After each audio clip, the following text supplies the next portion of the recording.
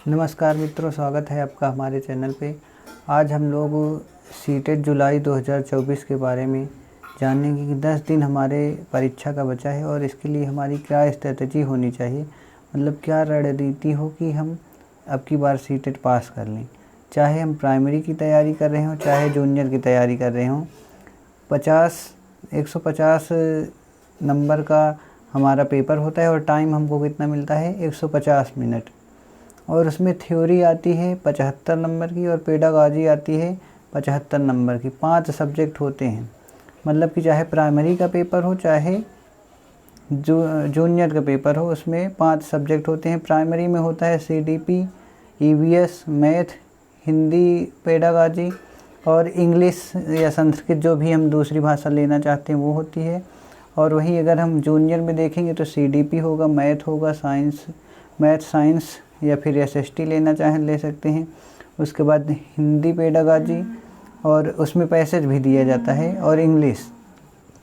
तो इसके लिए कैसे किया जाए कि हम 10 दिन में अपनी सीटेट की तैयारी कर लें, क्योंकि कुछ लोगों का तो है कि वो सीटेट की तैयारी पहले से कर रहे हैं तो उनके लिए तो प्लस पॉइंट है, और जो अच्छी तरीके से नहीं कर पाए हैं तो वो कैसे अब की बार सीटेट पास कर सकते हैं। तो इसको ये समझते हैं कि थ्योरी कितने नंबर की आती है, 75 नंबर की, और पेडागॉजी कितनी आती है, 75 नंबर की।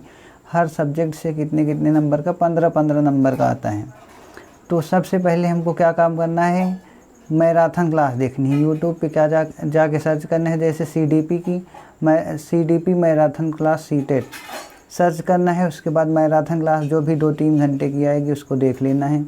EVS मैराथन क्लास जिस भी टीचर की आपको समझ में आए उसकी देख लेनी है। उसके बाद EVS देख लेना है मैराथन, मतलब कि जितने भी सब्जेक्ट हैं आपके सीटेट के, चाहे प्राइमरी में हो आप चाहे जूनियर में, आप उसकी मैराथन क्लास पहले एक बार देखिए, चाहे जिस टीचर की आपको पसंद आती है।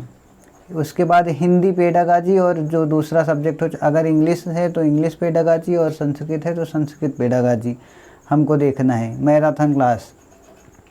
उसके बाद जैसे जूनियर में है तो CDP की मैराथन क्लास, उसके बाद मैथ साइंस की, SST की, हिंदी पेडागॉजी और इंग्लिश है तो इंग्लिश पेडागॉजी की हमको मैराथन क्लास देखनी है। उसके बाद सबसे इम्पॉर्टेंट, यही सीटेट का महत्वपूर्ण है। अगर आप लोग सीटेट की बहुत सी थ्योरी पढ़ चुके हैं और पिछले साल का अगर पेपर नहीं सॉल्व किए तो समझ लो सीटेट निकालना आसान नहीं है। तो इसके लिए क्या करना है, आपको पिछले साल का जितना भी एक साल जो पेपर हो उसको सॉल्व करना है। जो ऑनलाइन पेपर हुआ था अगर आपके पास हो तो उसको सॉल्व कर लीजिए, और नहीं हो तो हमारे टेलीग्राम चैनल पे आप जाके उसको देख सकते हैं और वहाँ से पिछले साल का पेपर सॉल्व करना है। कम से कम अब 10 दिन का समय है तो एक दिन में 2 पेपर, एक दिन में आपको 2 पेपर डेली सॉल्व करना है। और जो क्वेश्चन तुमको लगे कि ये गलत, पहले उसको सॉल्व करेंगे, उसके बाद जो लगे कि ये हमारा गलत हो गया उसको देखेंगे कि कैसे गलत हो गया, उसको समझना ज़रूरी है। ये पिछले साल का जो पेपर है ये सबसे किसी भी पेपर के लिए महत्वपूर्ण है, और सीटेट के लिए खास करके। यार अगर आप पिछले साल के पेपर को ही सॉल्व करके जाएं तो 70% क्वेश्चन आपको यहीं से मिल जाएगा, और 70% को मतलब लगभग 105 प्रश्न होते हैं। अगर जनरल की बात करें तो 90 पे तो पासिंग मार्क होती है, लेकिन 105 नंबर के लगभग आपको इसमें से मिल जाएगा। इसलिए पिछले साल का पेपर ज़रूर सॉल्व करेंगे।